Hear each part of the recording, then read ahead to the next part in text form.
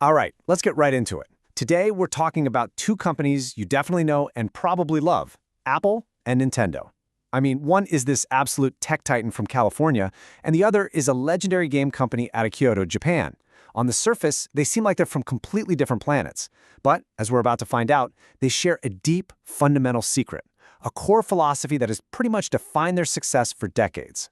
And when I say different planets, I am not kidding. Get this, Nintendo was founded way back in 1889. That's not a typo. They were making handmade playing cards. Meanwhile, Apple is a classic 1970s garage startup born out of the personal computer revolution. So you've got handmade paper cards on one side and printed circuit boards on the other. You really couldn't pick two more different starting points, right? So what on earth could they possibly have in common? And that's the big question for today. With these totally opposite origin stories, what's the one critical secret that links them both? Well, the answer isn't really about what they make. It's about how they get it into your hands.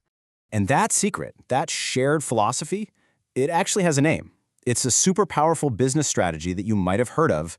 It's called the walled garden, and it is absolutely the key to understanding both of these iconic brands. So, what is this walled garden or closed ecosystem thing anyway? Well, think of it like this. It's a model where one company wants to control everything. We're talking the hardware you hold, the software you use on it, and all the services that connect them. For them, it's about guaranteeing a perfect, smooth experience where everything just works. But for you, the customer, it means you kind of have to stay inside their universe to get that full experience. Okay, so if you're going to build a garden with high walls, you need a gate, right? And for both Apple and Nintendo, that gate is the physical hardware itself. It's your ticket of admission to their exclusive club. If you want to experience the very best stuff they have to offer, you've got to buy their device first. There's just no other way in. Let's start with Apple because it's super obvious there. You want to use iOS or macOS? Well, you have to buy an iPhone or a Mac. End of story. There's no alternative. They've designed their software to be so good, so desirable, that buying the hardware becomes a total non-negotiable. By design, the two are completely inseparable. And believe it or not, Nintendo runs the exact same play. You want to play the brand new Mario or the latest Zelda adventure? You need to own a Nintendo console. It's that simple. Their most famous characters, their most beloved software, it's all locked behind that hardware wall. It is the same playbook, just swapping out operating systems for video games. But, and here's where it gets really interesting, those walls aren't perfectly sealed anymore. Over the last few years, both companies have started, very cautiously, to build a few small gates, just to let a tiny bit of their magic leak out into the rest of the world. And you can see that same thinking happening in parallel here. Nintendo releases a simpler Mario game for your phone just to give you a little taste. Apple puts its TV app on your Android TV, hoping you'll subscribe to their service.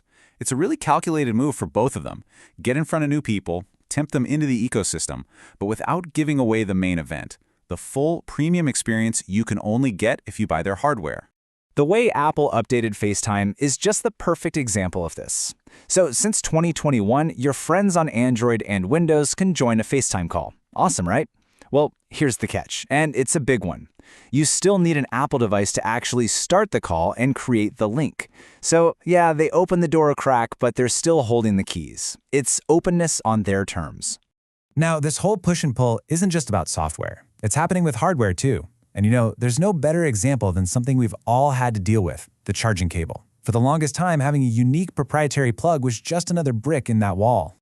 Oh man, remember this?